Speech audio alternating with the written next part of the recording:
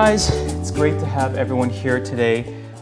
Sara and I are in the same room, although we are sitting apart for social distancing and shooting reasons. She's right there. Super excited to have today's talk. Sara and I had an amazing phone call last week where we talked about the challenges that she's faced this year, and we're going to get into that. And as you guys come in and jump off, like come and go as you have to. Sara and I were basically just talking about how this is the first time we've both had to wear clothes in the last like 2.5 months. So we're all wearing pants. We're happy to be here in a meeting where we're wearing pants. Great to have you guys here in whatever state of dress you're in.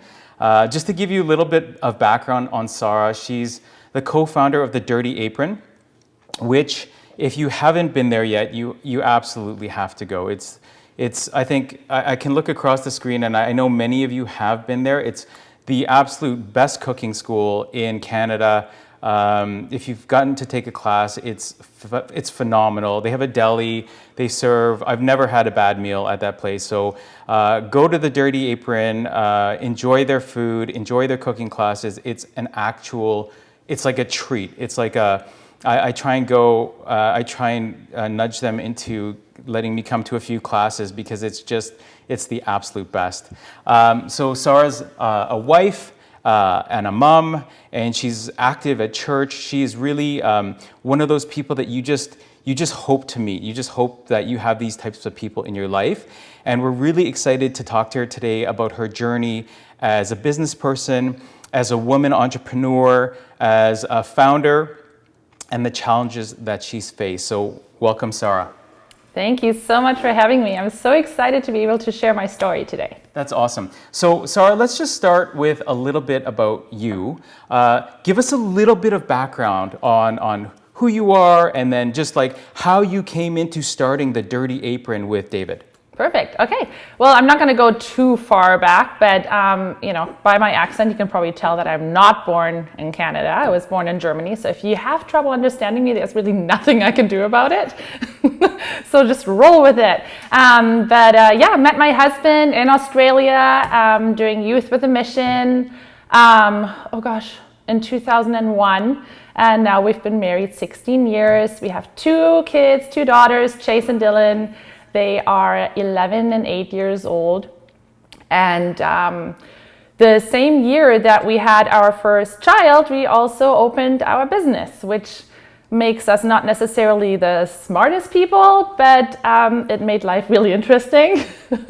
And so really from the very beginning of being entrepreneurs, we kind of had to push really hard and had to figure things out as we went. And so the Dirty Apron now we're coming up on our 11th anniversary, and we've seen a lot of people come and go. We've taught tens of thousands of people how to cook, did many lunches and caterings and anything culinary and food. We're usually part of it somehow in one form, shape, or something. So yeah. That's awesome, Sara. Just to acknowledge, people are saying that there's a lot of echo on this, so I'm going to mute myself when I'm talking, when you're talking. So, Sara, first of all, I just want to say that they met in 2001, but David actually had to chase Sara across the world to get her to agree to marry him. So, all you guys out there that are having trouble, just keep chasing. That's the goal here. You just got to keep chasing until she says yes. And so guys, also, if you have a question for Sara while we're having this chat, please throw it up in our group chat. And Natalia, who is in this chat right in the middle of my screen, she will look at all the questions and she'll be sending them to us directly. So just to get back to Sara for a second, Sara, can you tell us what it was like in the first 2 years where you guys were really trying to grow the business? Because the statistic is that over 30% of small businesses fail in the first 2 years, over 50% fail in the first 5 years, and over 70% fail in the first 10 years. So you guys have done really well. You've had a real blessing on you. Yeah, honestly, it's not like we followed a certain philosophy or business plan really to the T, because we really I mean, not that it really would have made a difference, but neither one of us had gone to business school or anything. My husband, David, is a chef. I mean, he's, a culinary artist. My background is in communication. So I would say it was a mixture of grit and perseverance. It was also just maintaining a positive attitude. Obviously, really hard work, but neither of those things on their own will be a guarantee that your business is going to make it or make it a success. One thing that we really did was, going to church every Sunday. We feel like we always joked about that. That was kind of like our business class. We feel like everything that we learned at church on Sundays when Pastor Dave of Coastal Church was speaking, we would be able to go back and apply all those principles to the business.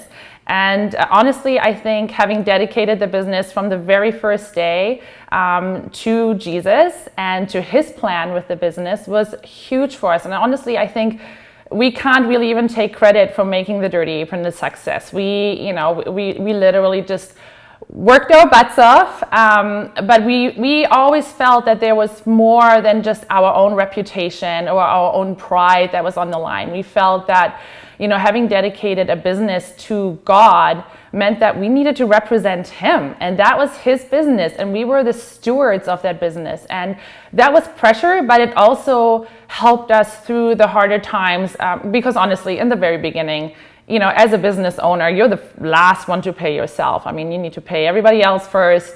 We had just had a baby, and we didn't have really a solid income.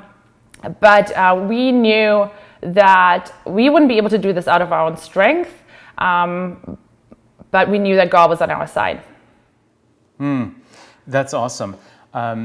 So one thing that I remember David saying to me is, like, right when you're coming to the end of that second year, things weren't looking as obviously the Dirty Apron is a big success. We all know that now. But at kind of the end of the second year, you guys were starting to struggle a little bit, and you really had to dig deep into your relationship with Christ in order to see it come to fruition. Can you just kind of talk us through how you went through that period of time and how that changed your mindset? At the end of year 2? Yeah, so I think for us, we realized that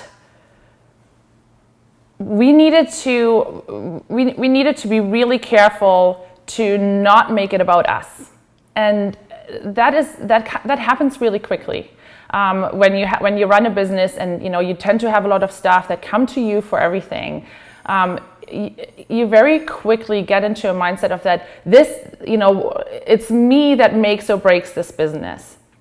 And we learned very quickly, or really within the first 2 years, that we could not, it was neither David nor I, not even us together, that could carry this business. And we needed to, first of all, learn to not micromanage, which again, if all your blood, sweat, and tears go into building a business, you tend to want to hold on to every single little detail of that business. And it feels like a really big step to actually, give responsibility to other people that, you may not really trust that they will believe in the business or treat it the same way you do. But in order to grow and in order to run a business and expand your circle of influence and expand your reach, you have to be able to let go. Yeah, and that reminds me of the verse of not my will, but yours be done. So that's really interesting. Okay, so I know that the first 2 years of business were tough, and that really shaped you moving forward. Can you just kind of like take us through? I know the last year of business has been the toughest of your life, and I want to jump right to that because I know that in the promotional material that we sent out, we were going to talk about this. I wanted to give people a little context and background on how you started out, and it wasn't an easy road from the beginning. And I think all of those things kind of inform where you are today and what's happened. So just to go back a year, I want to tell you guys that we had just celebrated Sara's birthday, and it was a milestone birthday. She looks 25, but she's not 25.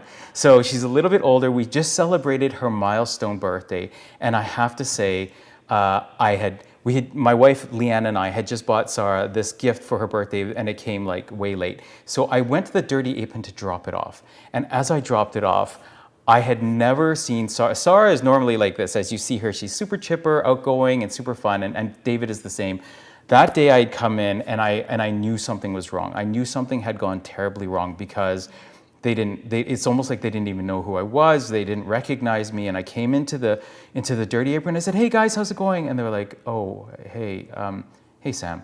And I said, "Oh, is everything okay?" And they're like, "Things have gone a little bit south." So Sara, just in your words, maybe you could just walk us through what had happened. Okay, yeah. So, I mean, just to kind of go back a little bit too from your earlier question too, I think, in regards to staff and sharing responsibility, one thing that also we kind of got into the habit of doing was to look at staff as I think even in the promotional material it was mentioned that we were looking at staff as to how, if we hire you, what can you do for us, and that was really important to us. And again, this is ours, we've built it, again, that whole thing of stewardship, of course, and wanting to have the business be seen in the best possible light. So it was really important for us to have staff that would really work as hard as we did, and that would view the Dirty Apron the way we would view it. And that, of course, comes with a lot of frustrations. And, we got into a little bit of a habit of complaining about millennials. And, for interviews, I mean, if we were lucky, 50% of the people that were scheduled to be interviewed would show up for an interview. Then 60% of the people that we were told that they can come for their first shift wouldn't show up for their first shift. So we were in a bit of a habit of being quite judgmental, I would say, about how people would view the workplace and the level of work ethic people would bring with them.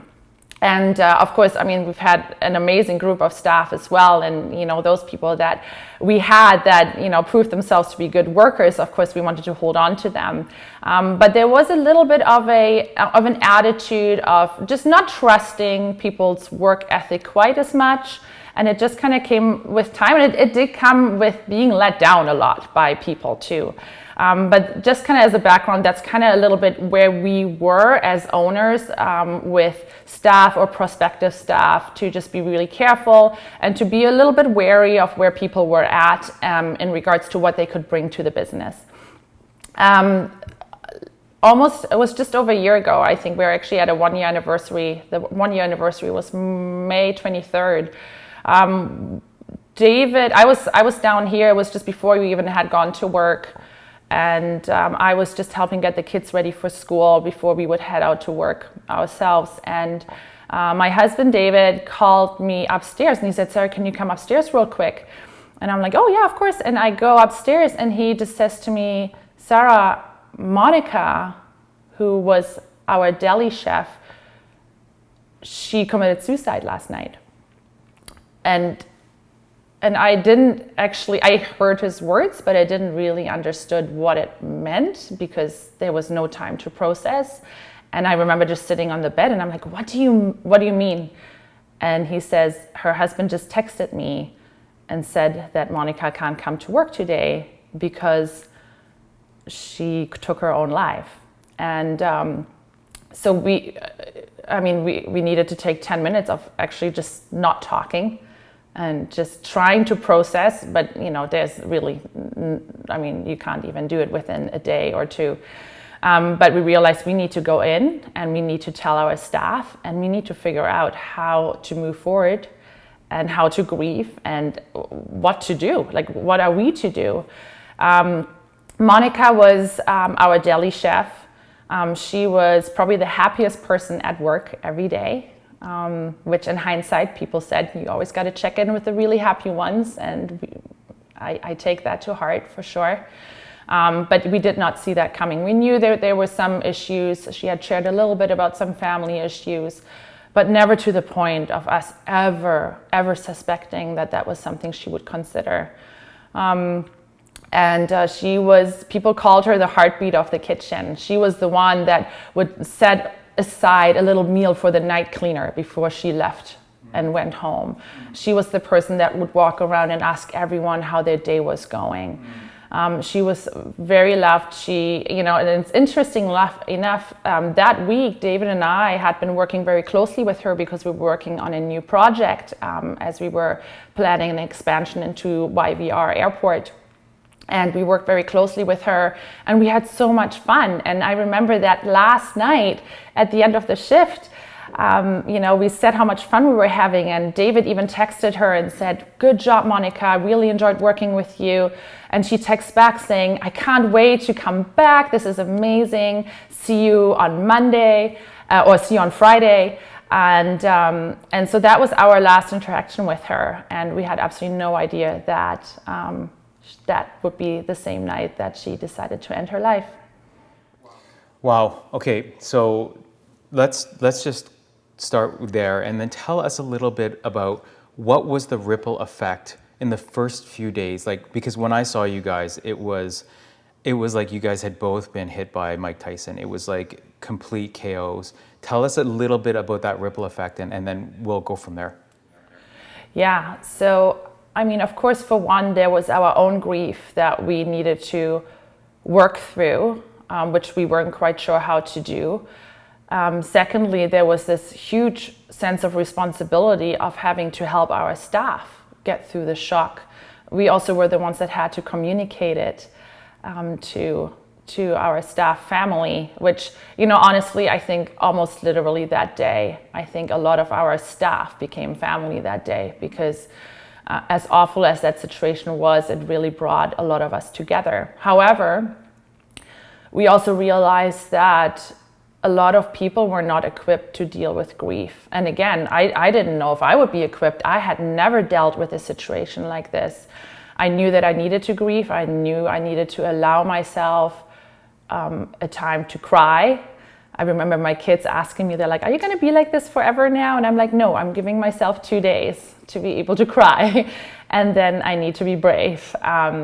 But a lot of our staff, we realized, especially the people that had worked closely with her in the kitchen, did not know how to be in that kitchen anymore. And within days, basically the entire delicatessen kitchen quit. And we lost, on top of losing Monica, we lost 6 or 7 other staff within 3 days.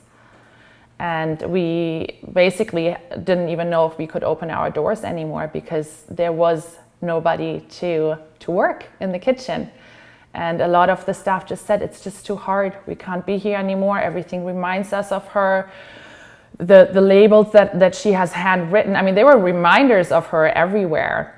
And people didn't know to work through that. And I can't even be upset about it, because it's a fight or flight situation.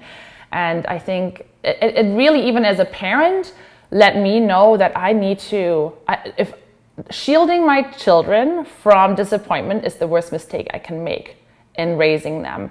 Because I saw firsthand that not only did one person take their own life, and they didn't know how to handle the issues and storms in their lives and respond to them in a different way anymore. But also that we have staff that instead of working through the pain, they would run from the pain. And I can't judge that at all, but it was kind of sad to see at the same time.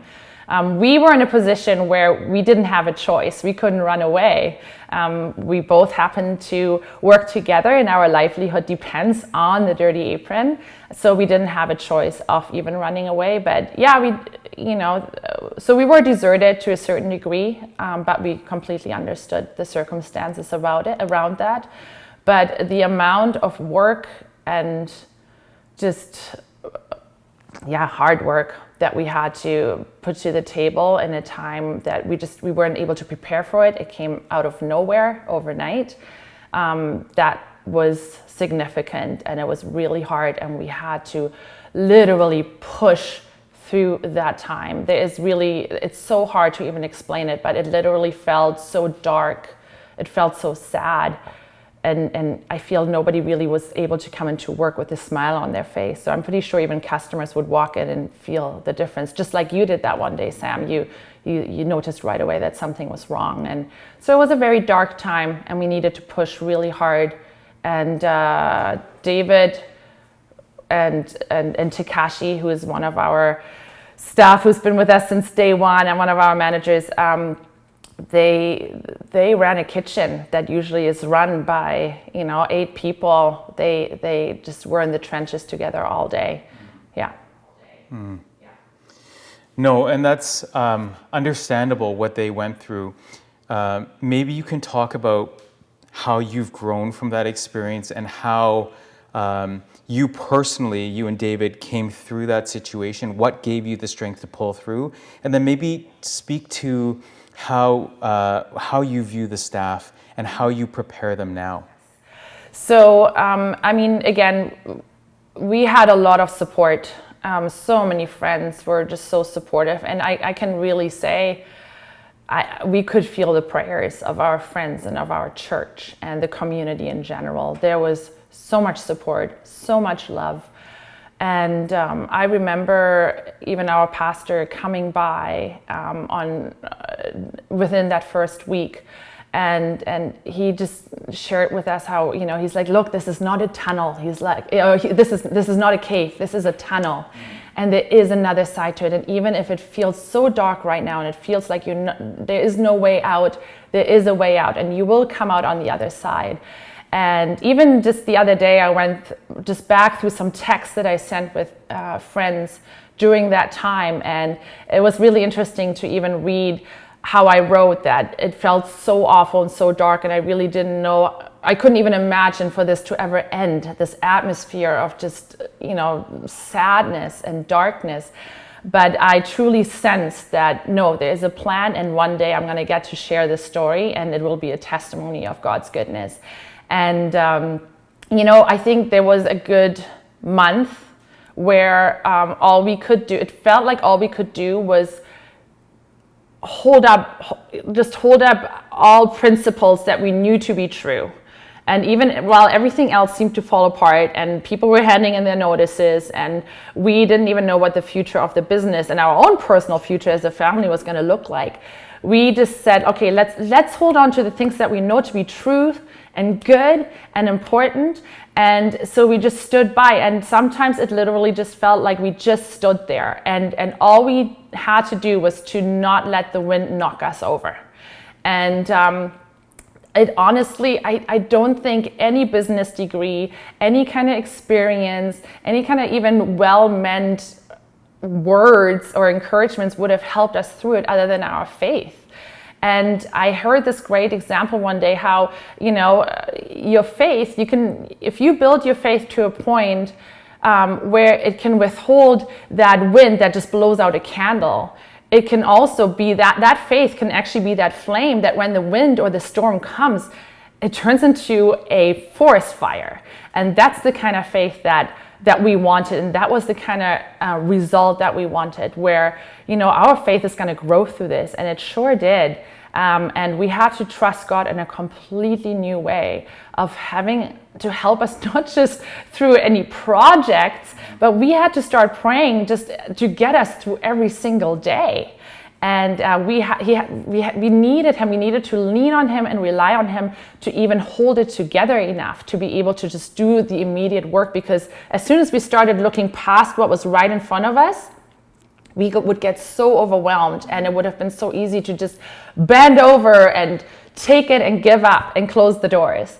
But we didn't want that. We wanted to stand, and it wasn't pretty. And we weren't standing with pride and with a lot of dignity. I mean, it felt like sometimes that, it was actually people's prayers and literally angels that were like holding us up. And but that was kind of, honestly, that's what got us through it. And I told David too, I'm like, you need to think as in 20-minute periods of time. So instead of thinking, what can I do today, or what do I need to do today to keep the doors of the Dirty Apron open, he needed to break it down into 20 minutes at a time just to be able to actually get through the day. Yeah, and again, like let the day's own trouble be sufficient for the day, right? And I think we as people get bogged down trying to solve tomorrow's problems or next week's problems when we're not leaning in towards God today and asking Him to help us through moment by moment the issues that we're dealing with. So, Sara, can you maybe speak to the paradigm shift that you've had towards the employees that the millennials, as they have been unreliable in the interview process?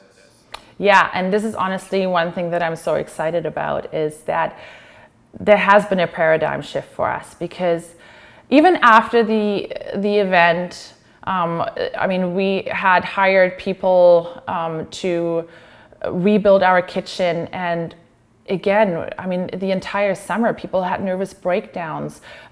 Somebody that we had hired to replace Monica's role all of a sudden had a breakdown, and then let us know that he was suffering from bipolar disorder. And we were just like, what is happening? Where are all the people that are reliable? And why is there so much mental illness? And why are they all coming here? And we were kind of confused. We were like, God, aren't we rebuilding the business? Isn't this your promise that you're going to be with us, and we're going to, we're going to have faith, but where are the good people that we can lean on, that we can build the business around? And it was literally during one of the conversations that David and I had that all of a sudden there was this click, and it was, and I remember just saying, I'm like, David, what if the Dirty Apron doesn't exist to be amazing, and we get out of people and out of staff whatever we can pull out in order to make the Dirty Apron this amazing place with this great reputation? What if the Dirty Apron, first and foremost, as per God's plan when we dedicated it to Him, what if His plan for it was to be a safe haven for those that needed a safe place to be able to work, and a place where they are loved, where they can be, whether they are Jesus followers or not, where they can benefit from having leadership that is Christ-based or built on Christ-like principles? What if the Dirty Apron is meant to be that place? Maybe that is why we are encountering so many people that have mental illnesses, but somehow we have a heart for them. And honestly, it changed everything. All of a sudden, it was so crystal clear to us that, yes, of course, we want people to come to the Dirty Apron, and our staff are expected to work hard and to give their everything. But we realized that the principle of stewardship, that we were always very aware of, that, in terms of finances, that principle of stewardship also applied to the people that God brought into our circle of influence. And it changed everything. No, that's awesome. And so I think what's really amazing about what you just said is that we're called to be salt and light, and in every situation. And as a business owner, I think sometimes we expect to be served, and we forget that Jesus, He first served, right? And so I think it's amazing that you've had this change of mind in terms of how your priorities lie. So can you tell us, I know that when we spoke on the phone, you said that your level of excitement has changed, and maybe speak to that, because I know Sara had a real heart for serving underprivileged and women that were being in the sex traffic industry. So maybe talk to us about how you came into that and how you're growing. Yeah. Well, interestingly enough, just while things were going pretty okay at the Dirty Apron, I remember even sharing with a closer circle of friends how I felt that there had to be more. I just did not feel fulfilled. And I had for years been burdened with the issues, numerous issues of social injustice, but particularly human trafficking was something that just would enrage me to the point where I wanted to do something so badly, and I didn't know how. And I remember praying into that too, because I said, okay, I feel this burden of responsibility for the business and my livelihood that our family depends on. But I also, I don't know, I just felt just running a business on its own wasn't enough for me. I wanted to know that my actions in a day matter, not just as a parent, but also in a different circle of influence. And so I was a little bit at a place where I was waiting for God to open the door for me to become involved in that area, whether it would be just through supporting a not-for-profit organization. I mean, there's some amazing organizations even here in Canada that are dedicated to that particular area of social injustices. But I was just waiting, and sometimes something, I would make a contact and I'd be so excited, and then it would just kind of like fiddle away, and I was just like, no. I thought this was maybe where God was going to lead me. But there was also always this pang of guilt of just like, oh, I can't abandon my business. I can't abandon my husband. And, but going to work, it was just work for me. It was just work. It was a lot of pressure to make the Dirty Apron great and make it a great customer experience. And I mean, having so many staff also kind of was a bit of a burden because, again, we struggled with just kind of different levels of work ethic. But what happened there was I all of a sudden was so looking forward to going back to work. I realized that right now, at least for this place and for this time and place, I'm meant to be at the Dirty Apron. That is the circle of influence that Jesus wants me to be in. That is God's plan for my life. And I feel it just so went hand in hand with having that new insight into our purpose. Honestly, it does not take a Jesus follower to run a successful business. I mean, for me, I don't know how I would have done it without my faith and without God, but we see it all the time. We see people start and run amazing, successful businesses, and they are not people of faith.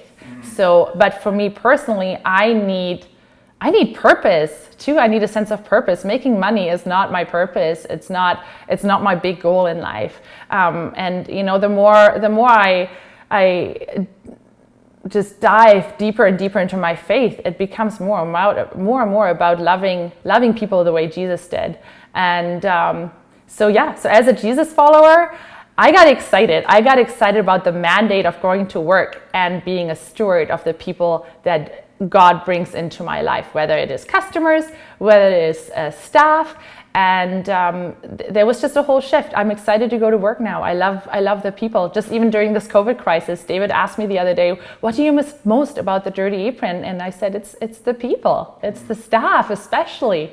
And sometimes maybe even at the risk of maybe not being that professional, because there was a time where we tried to be very professional business owners and leaders. And I think there needs to be a level of professionalism for sure. But at the same time, I'm not afraid anymore to show weaknesses. I'm not afraid to show people that I care for them. Yeah.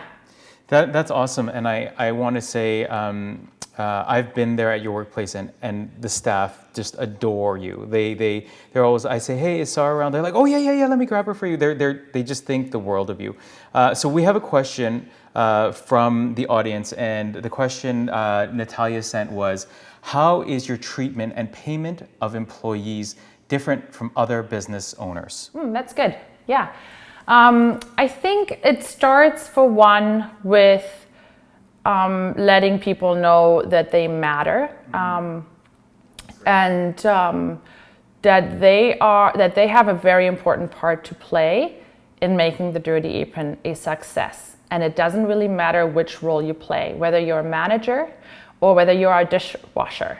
And everybody gets equal treatment, and everybody gets the same level of love, I'd like to say. Obviously, people in the office might be talking differently than people in the kitchen, in regards to different levels of stress, in the environment. But, I would say, I would like for people to know that they matter when they come into work. We also have mandated ourselves to pay above minimum wage, even typical minimum wage positions like the dishwasher or servers. We pay everyone higher. And honestly, whatever the business makes, I mean, we're ready to put it right back into the business, and the staff are absolutely crucial in that. But it also comes down to knowing when somebody is going through something to make room for that, for them to be able to share, or if they don't want to share, to still cut them a little slack. But also, at the same time, and that's sometimes a hard balance to actually wander as a business owner and as a leader to kind of navigate the balance between cutting some slack because people are going through something, but also still saying, look, I know what you're capable of, and we hired you for this, and you can do this work, and you can do it with excellence. So yeah, I hope that answers the question. Yeah, no, that's awesome. And so I want to remind everyone that if you do have a question, please post it in the chat, and Natalia will address all questions. So Sara, I'm looking across the screen and I see a lot of seasoned business people in this call. There's a lot of people who have decades of experience, but I also see some young faces and some people that don't have as much experience. I see, for instance, Raquel, who started Buko Baba, a coconut-based company. She's one of my first Sunday school students, and everyone loves Raquel. She's one of the bright lights in our lives. So for someone who's young and starting out, what is a piece of advice? What have you learned? What's something that you can share on the business end? I think we all talk about Pastor Dave as a spiritual leader. I know he is for me, he is for most of us. I often say that he should be pastor and CSO, chief spiritual officer, for like a couple thousand companies in Vancouver. But for you, what can you share with Raquel and the young people that are coming up? Yeah.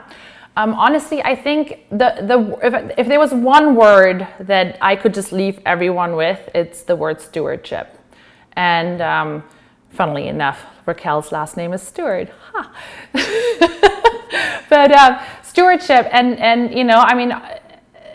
because I think if we run our business and start our business with a conviction of stewardship, I think it really helps us in terms of not just responsible spending, and if you are a Jesus follower, of even considering tithing as a business and giving back into the church. Also for us, stewardship means looking at who are our neighbors. The Dirty Apron is located on Beatty Street, right kind of crosstown area between Gastown, Chinatown, and Yaletown, and our block in particular still sees a lot of homeless people.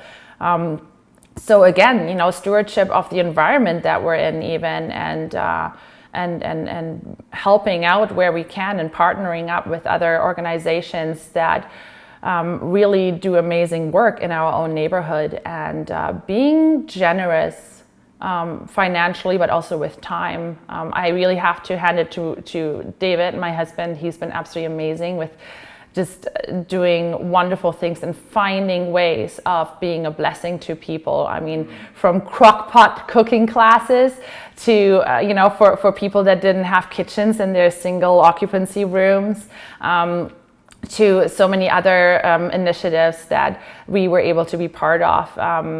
This is another part of stewardship that's really important. Again, as I touched on already, any people that are brought into your sphere of influence, whether it is staff, but even if you're just starting out, it might be suppliers, it might be customers, it might just be other contacts. But to view them not just as how can they help my business, or what can I get out of them, but to also just have this conviction of, wow, there's probably a reason why they're in my life. And some of them are challenging. And those people, it's kind of fun actually to love them even harder. It's not easy. The storms will come. I mean, Jesus, nowhere in the Bible does it say that, hey, if you're a Christian, if you're a Jesus follower, your life will be easy. That there is no promise like that. But the promise is that Jesus is there, that God is there, and that he will carry you through it. And honestly, like, the biggest advice is expect the storms.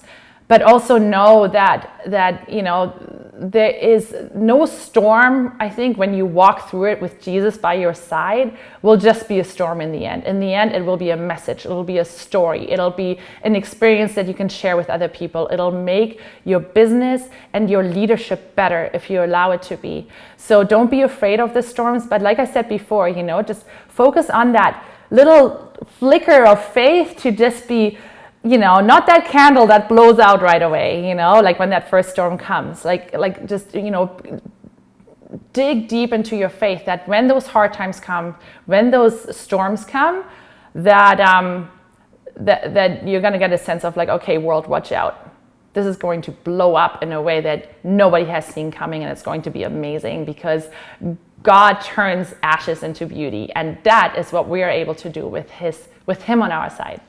That's so great to hear, because in all honesty, I talk to a lot of entrepreneurs. I talk to a lot of people with what I do, and they're always, when they feel overwhelmed, they feel like there's nowhere to turn. And I think as a Christian business person, how we can encourage others is, if you don't have an outlet, if you don't feel like you have anywhere to go, you always have God who's overseeing it. And maybe the business that you've launched isn't the right business for you, and failure can lead to success, a bigger success, right?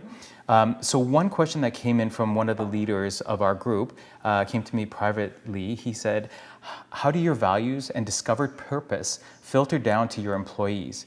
Do they emulate your values at their work and in their personal lives?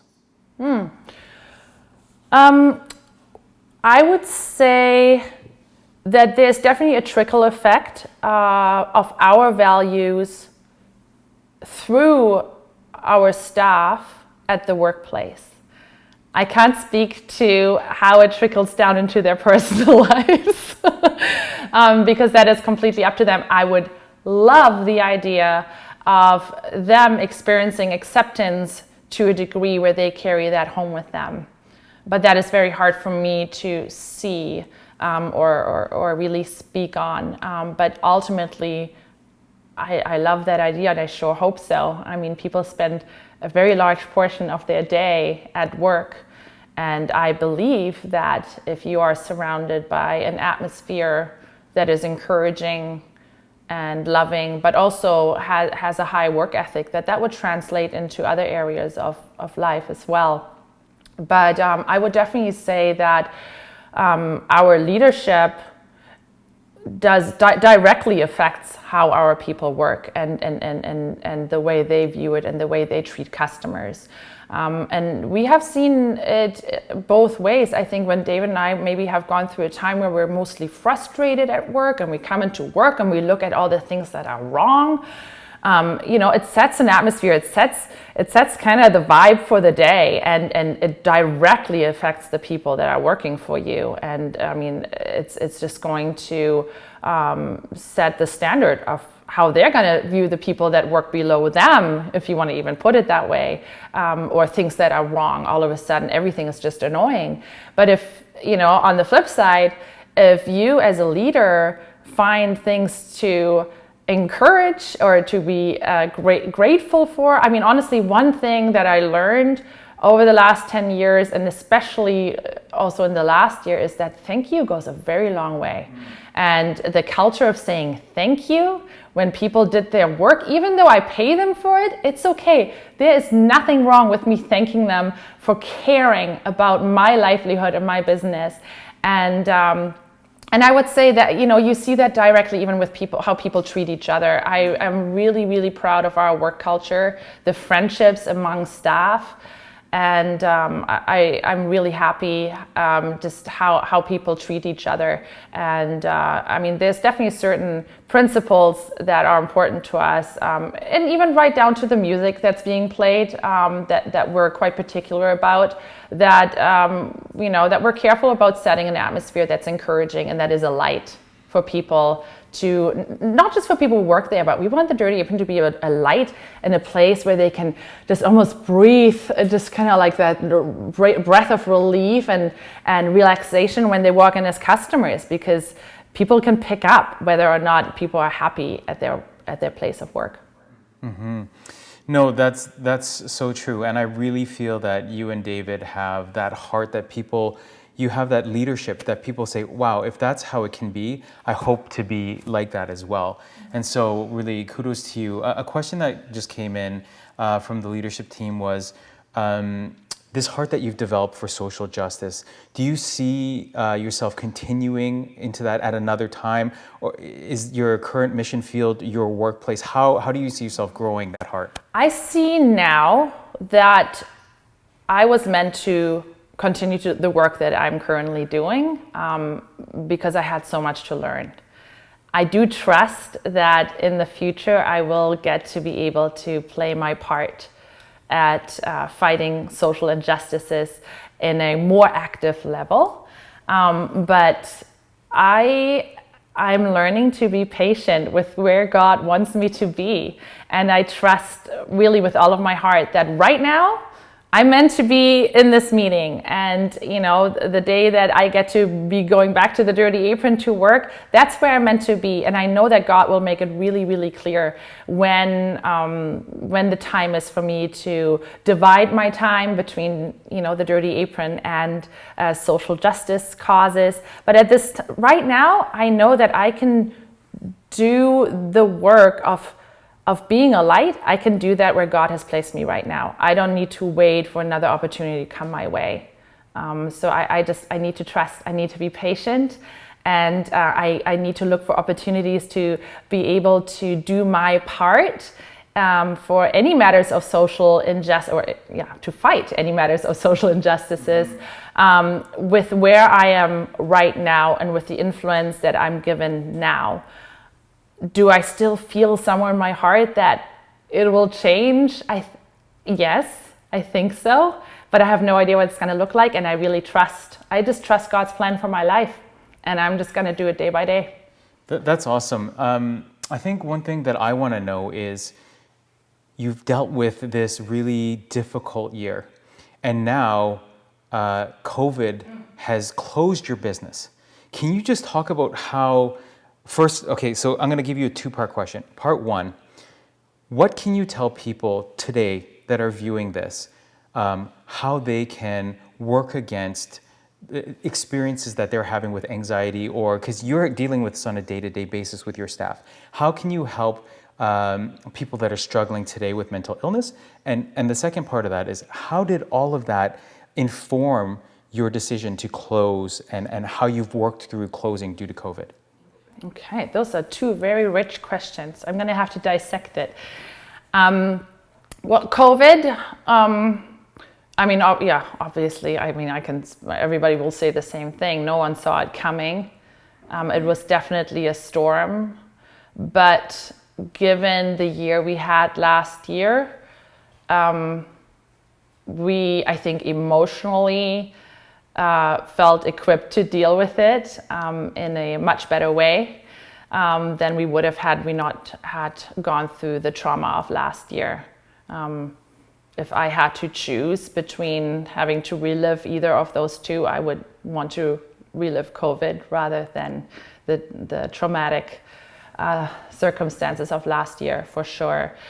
So, I mean, you know, it sounds corny, but, you know, we do feel stronger from this. It didn't kill us, it made us stronger. And it was a shock to have to close the doors of the Dirty Apron. That was certainly something we never saw coming. But again, we have had some amazing opportunities through this time, and again, you know, we said, like, we have this space, we have a big kitchen that nobody is in right now. What can we do? And sure enough, God had a plan for that. And you know, literally since the day we closed the Dirty Apron to the public, we've been cooking 2,000 meals a week for people who can't go to soup kitchens right now, and helping the elderly in the downtown east side. So again, I mean, there was a sense of purpose that, again, kind of was born out of a crisis. And so, yeah, I mean, I think even for us personally, I think it's very easy. Anxiety comes. Anxiety and fears. I mean, that is something that will come, and that's constantly knocking on the door of your mind in regards to, oh my goodness, so you can't run a business right now? What if people don't come back? What is consumer confidence going to be like? Can we even go back to cooking classes? Will people just look for things that are wrong? And what is it going to be like? But again, I think for me, it is the best thing for my mental health, honestly, is to dive into God's word daily. I mean, again, it is really like plugging your Tesla into a power source. I can't keep going on my own strength. And I know those nights where all of a sudden I wake up and there's this thought in my head and it just won't go, and it's just fearful, and it's full of anxieties, and I truly know that God's word stands in direct contradiction to those ideas and thoughts of anxiety. And I'm not saying that if you're a Jesus follower that you won't struggle with anxiety, not at all. But it does give you tools to deal with it and to handle it and to conquer it, even if you need to conquer it day by day. Fear will come. I mean, hey, this is our livelihood. We have no other source of income. So if the Dirty Apron one day closes down, or there's no demand anymore, and it comes out of nowhere, we're going to have to pivot in a very big way. But that's okay. That's okay. Honestly, I think what we have learned in these years, especially in the last year, is that truly every single breath I take is a gift from God.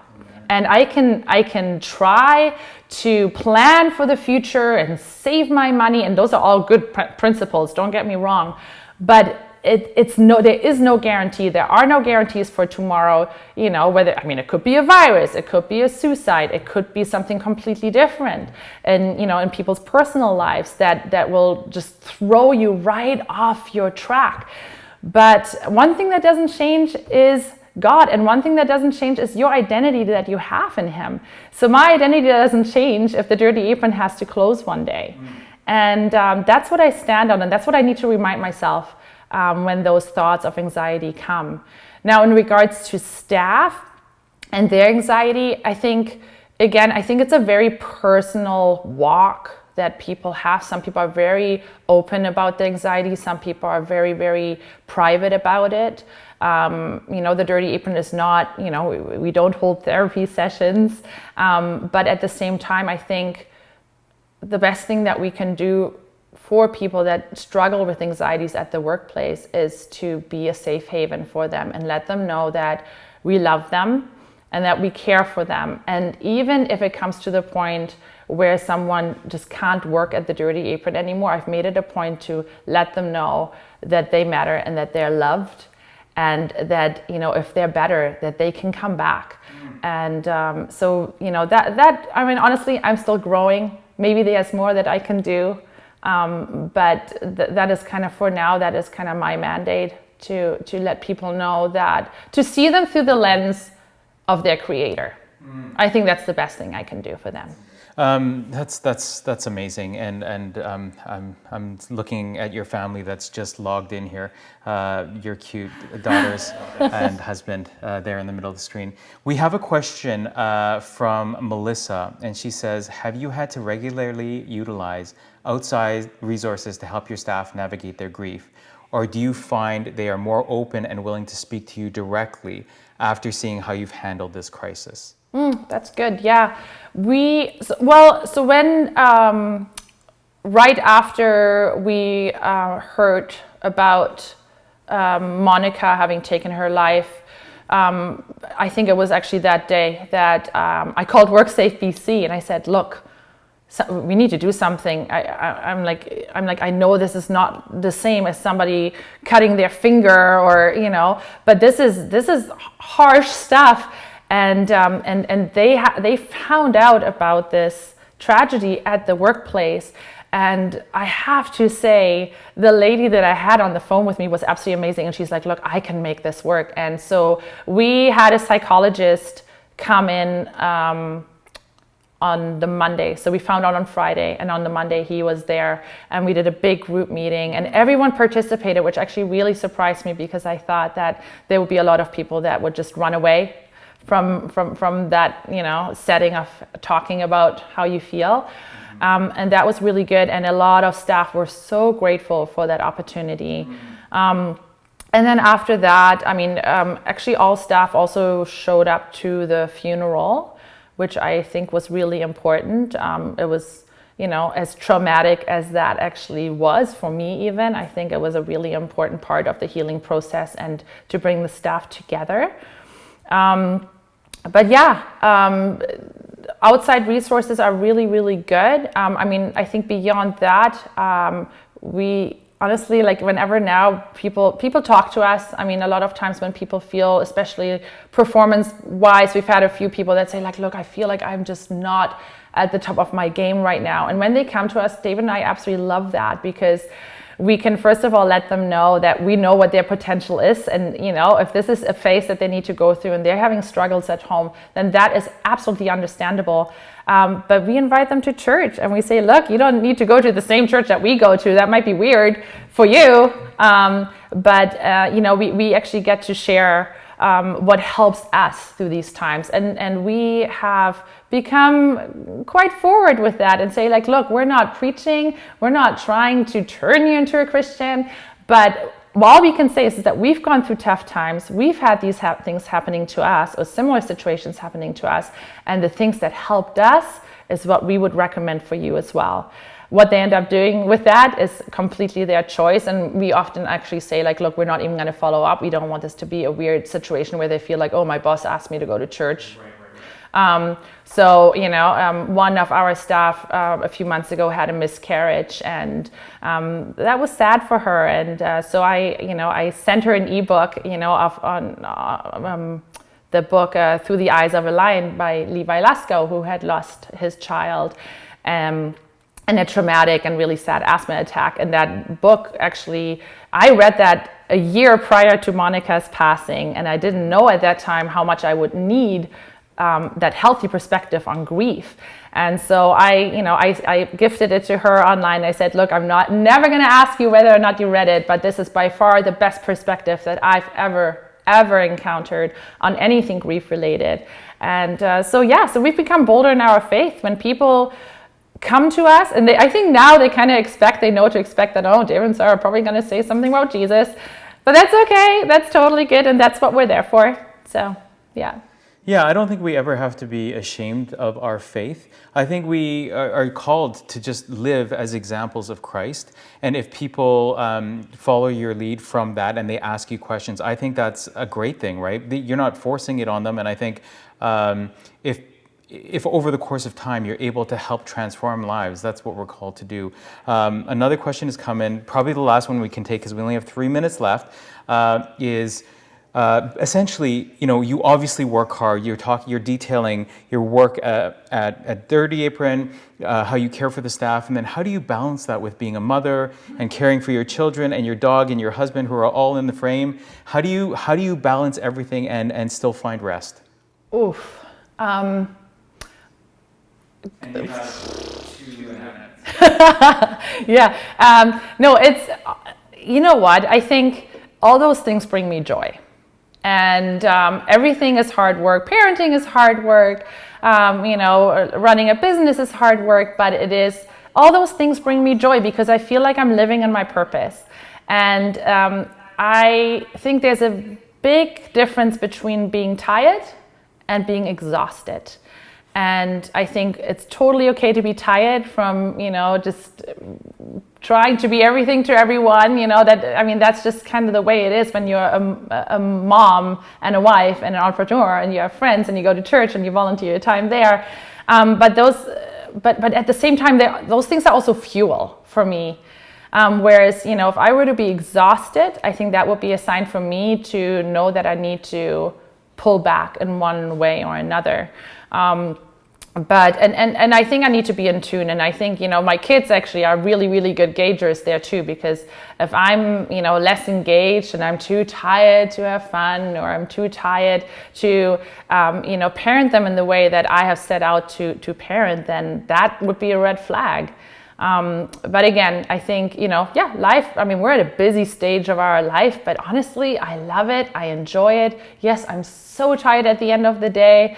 But you know what, again, I'm adamant to have my time with Jesus. And even my kids know, when they come to me in the morning, I'm like, no, I need my Jesus time. And I'm going to be a better mom for it. And I'm going to be a better wife for it. And I'm going to be a better business leader for it. So, that is honestly, I do feel the difference. It's not like necessarily I have the quiet time with Jesus and then I'm like, oh, I'm so fueled up and it's ready to go. And it's not like a daily experience like that, but I know when I didn't have it, there's a big difference in my day. First, I want to say thank you to everyone because it's been great to have you on this call. I want to be mindful of the time. We have a minute left. And I just want to say that we are going to be holding this conference on Saturday, February 20th, 2021. As you can see, we have speakers like Sara who just speak from the heart. They've lived it, they've experienced it, and you get 10 years of going through the trenches when you hear her speak, and we have other leaders as well. The CFO of Starbucks, the last CFO of Starbucks, the first woman to run a fund of over $50 billion. I mean, to hear from these people and they're Christian leaders as well, to hear that experience, you just can't get that anywhere else. So I would encourage you to mark down Saturday, February 20th. I would also ask the committee members for BAM to stay on the call. But thank you guys for joining. We really appreciate your time. And a big thank you to Sara and her family, David, Chase, and Dylan, and Maui for being on this call. We appreciate you guys getting out of the house so there's not a ton of barking. Thank you guys so much. We appreciate all of you.